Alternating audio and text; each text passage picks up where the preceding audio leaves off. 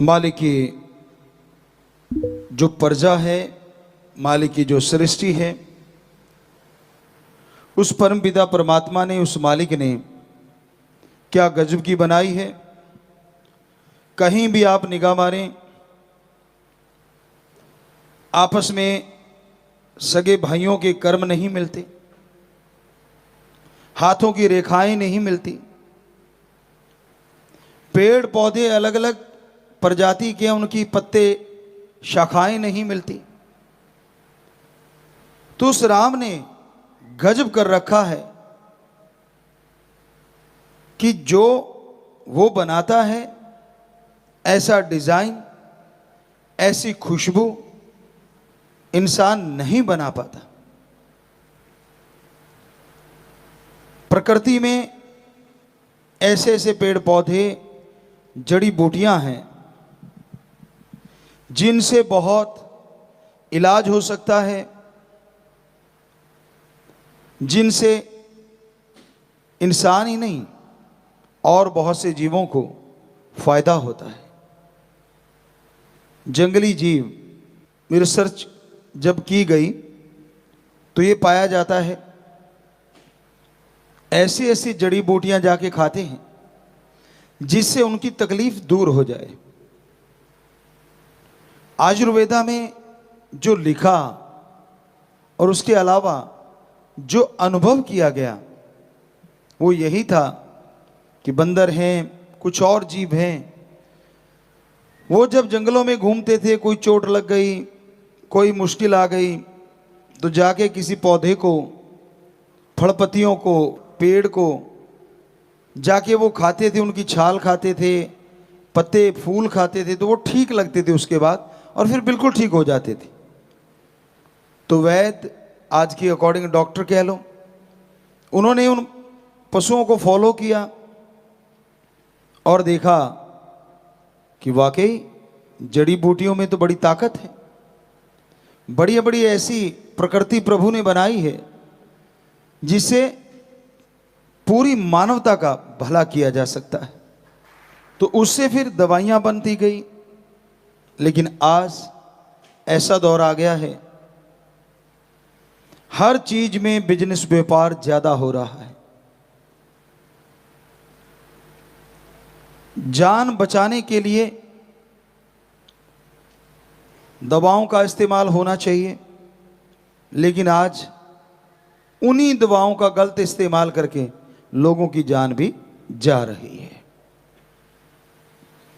जिसे ड्रग कहें, नशा कहें, बच्चे उसको उसी रूप में लेते हैं और फिर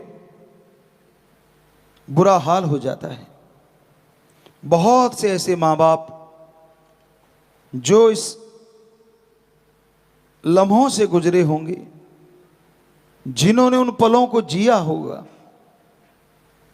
जब उनके सामने उनका घर का चिराग, बेटी या बेटा, नशे की वजह से तड़प तड़प के मर रहा या मर रहा था। उन पलों का एक मां से पूछा जाए, एक बाप बहन बेटी से पूछा जाए, तो वो ही जानती है दर्द क्या होता है। और ये सब क्यों हो रहा है? चंद नोट कमाने के लिए, बिजनेस, व्यापार के लिए, और कोई मतलब नहीं है। पैसा कमाने के लिए नशों के व्यापारी ये कार्य करते हैं, नशा लाते हैं, कोई रुकावट नहीं आ रही उनको। हालांकि कोशिशें की जा रही हैं कि नशा खत्म किया जाए, और यकीन मानो जब ये कोशिशें बड़ा रूप धारण कर लेंगी तो नशा भी खत्म होगा और व्यापारी भी, व्यापार बदल जाएंगे।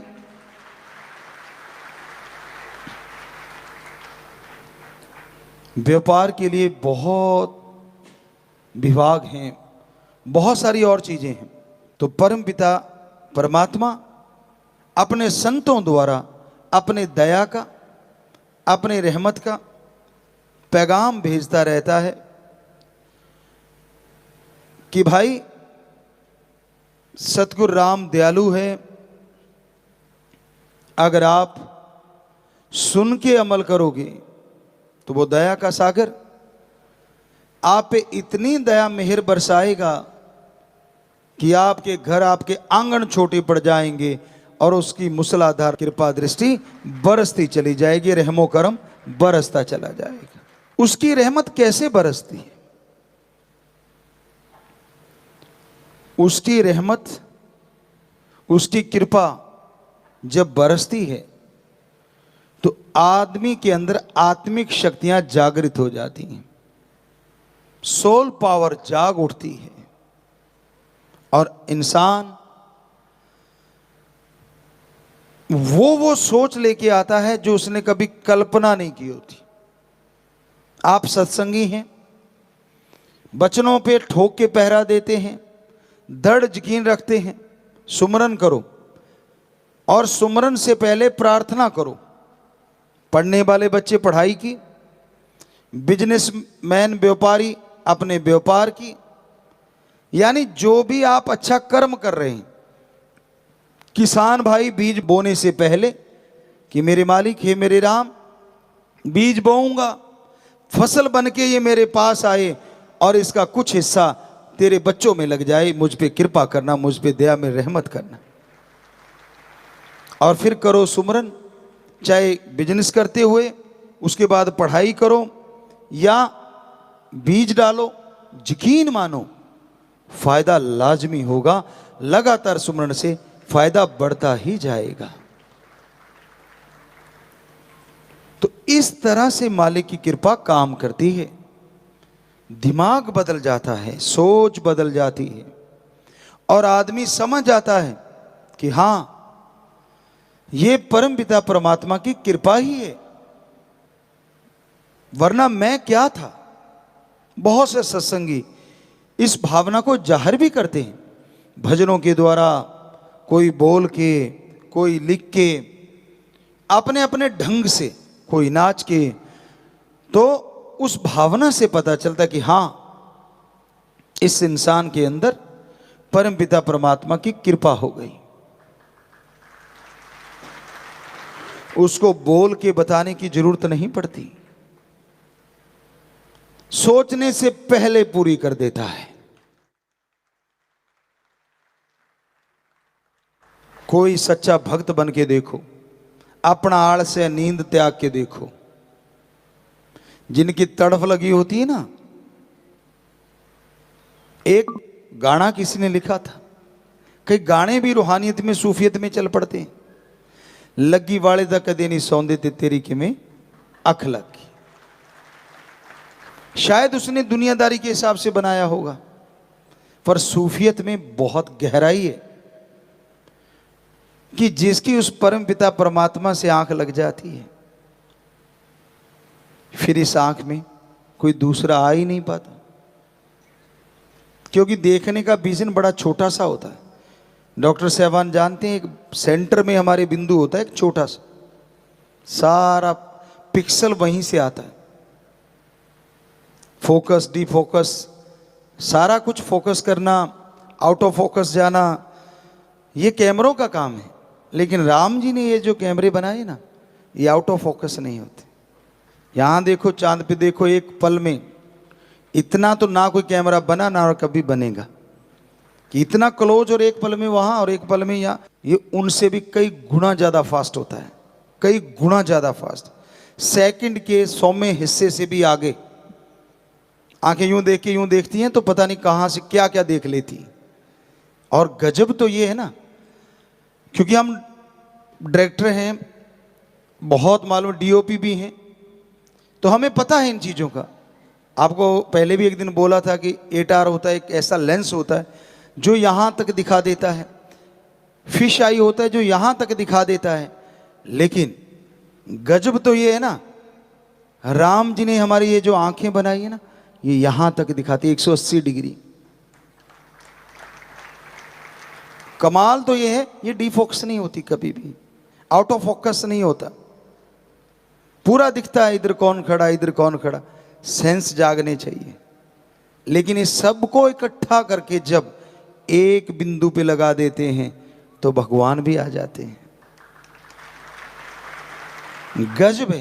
कैमरे को जितना मर्जी फोकस करते रहो, कुछ भी करते रहो, भगवान का ढंग की पिक्चर आ जाए वही काफी है। लेकिन कमाल है ना, जब ये सारे पिक्सल इकट्ठे होके एक जगह इकट्ठे हो जाते हैं ये पॉइंट पे, तो फिर वो रास्ता खुल जाता है परमपिता परमात्मा तक जाने का। कमाल का ऑटोमेटिक विजन है, कमाल के ये लेंस हैं जो अलग से लगाने नहीं पड़ते। क्योंकि शूट करते थे, आपको बोला डीओपी, डायरेक्टर ऑफ फोटोग्राफी या जो भी नाम ले, तो उनका काम होता है जब वो देखते हैं कि मैंने कौन सा सीन लेना है तो वो लेंस बदल के दूसरा लगाया जाता है। कि अब मैंने फोकस बिल्कुल क्लोज लेना है, अब मैंने वाइड एंगल लेना है, अब मैंने लोअर एंगल लेना है, अब मैंने ये लेना है, तो वो सारे अलग से लेंस होते हैं। लेकिन क्या कहें उस परमपिता परमात्मा का जिसने ऐसे लेंस, और कमाल है ये इतने बड़े बड़े होते हैं, उठा के चलते हैं जब इतना वजन होता है, और इधर वजन तो है ही नहीं। जरा सी जगह, आप अगर डॉक्टरों से पूछो कि जरा सी जगह होती है, और क्या उसका वाइड एंगल है और क्या उसका लॉन्ग एंगल है और क्या उसका फोकस है, जबरदस्त। इससे बड़ा तो हो ही नहीं सकता ना कि जब उसको टोटली फोकस कर देते हैं एक पॉइंट पे तो भगवान जी भी आ जाते हैं। पर इसको फोकस करने के लिए इस माइंड में राम का नाम लाना पड़ता है, उसको याद करना पड़ता है जिसने ये ऑटोमेटिक लेंस बनाए हमारे अंदर। तो उसको जब याद करते हो तो ये सब चीजों को आउट ऑफ फोकस करके एक जगह फोकस होने शुरू हो जाते हैं। वरना तो 180 डिग्री कोई छोटी बात नहीं होती। और जब मन इसको काम में लेता है ना तो ये पता नहीं कितना लंबा चौड़ा दिखाते हैं, कहां से कहां ले जाते हैं। सोच इनके द्वारा भी बहुत आती है और इसके द्वारा भी बहुत आती है। जो आंखें देखती हैं बिठा लेता है, ये पकड़ लेता है। जो कान सुनते हैं बिठा लेता है। तो भाई आप फोकस करें यहां पे और राम का नाम जपें, तो यकीन मानो आपकी तमाम मैल धुल जाएगी, आपकी तमाम बुराइयां खत्म हो जाएंगी और एक ऐसी बहार जिंदगी में छा जाएगी जिसकी लोग कल्पना करते हैं, हकीकत में नहीं।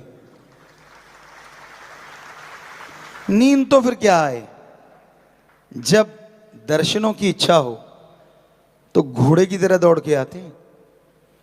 वैसे हम अपनी बड़ाई नहीं, अपने सदगुरु मौला की बड़ाई करते हैं हर पल। तो हम दर्शनों को आया करते, सुबह दीदार करके बेपरवाह जी से और चले तो वहां से काफी दूर पड़ता है, लगभग 150-200 किलोमीटर पड़ता है।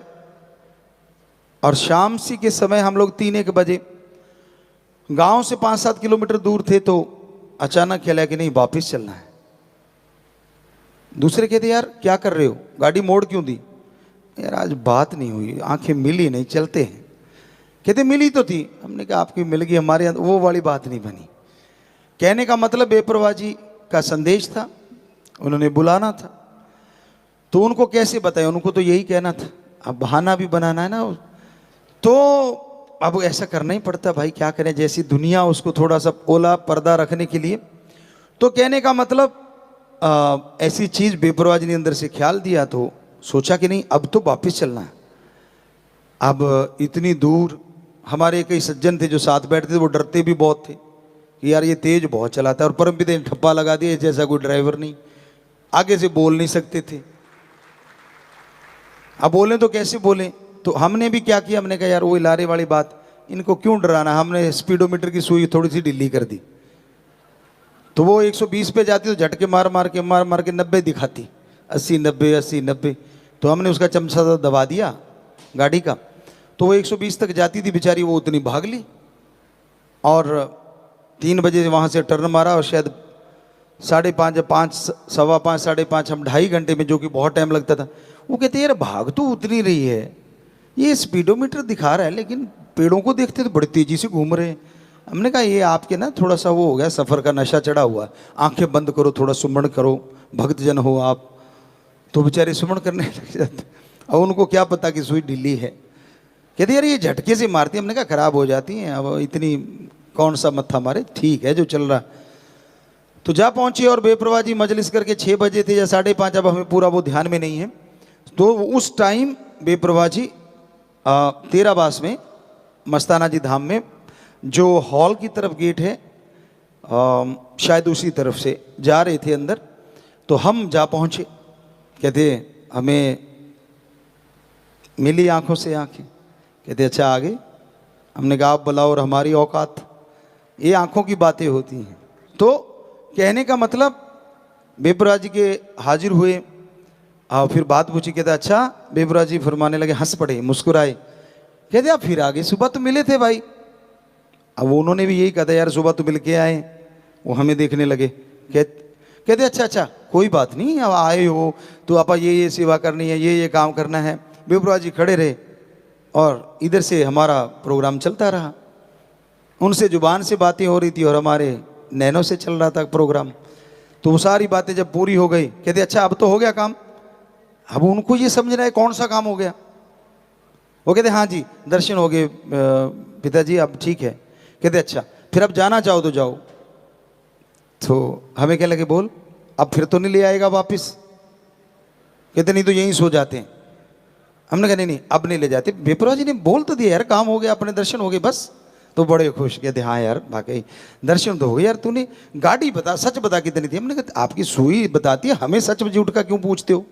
कहते सुई तो 80-90 पे ही रही, और जाते टाइम भी बेचारी वो हम 80-90 ही चलाई, तो वो 80-90 पे ही धक्का मार मार के आ जाती थी, उससे आगे नहीं जाती थी, ये पक्का था उसका। तो कहते हाँ यार अब भी उतनी ही जा रही है, पर पेड़, हमने कहा अंधेरे में पेड़ कैसे घूमेंगे।